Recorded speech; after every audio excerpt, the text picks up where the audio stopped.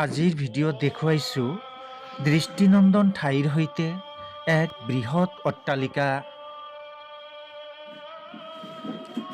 এই বৃহৎ ধুনীয়া আকৰ্ষণীয় অট্টালিকাটো হৈছে সংযুক্ত আৰৱ এমিৰাটৰ ৰাজধানী আবুধাবিৰ অন্যতম আকৰ্ষণৰ কেন্দ্ৰবিন্দু শ্বেখ জায়েদ মছজিদ।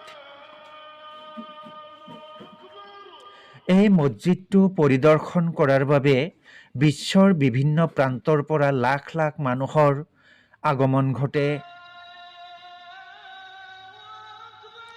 এই বৃহৎ মছজিদটি নিৰ্মাণ কৰোঁতে 12 বছৰ সময় লাগিছিল বুলি জানিব পৰা গৈছে। এই বৃহৎ মছজিদটিৰ আয়তন 22,412 বৰ্গমিটাৰ, যিটো প্ৰায় 4খন ফুটবল খেলপথাৰৰ সমতুল্য। এই মছজিদটো বৰ্তমান বিশ্বৰ তৃতীয় বৃহত্তম মছজিদ বুলি জনা গৈছে।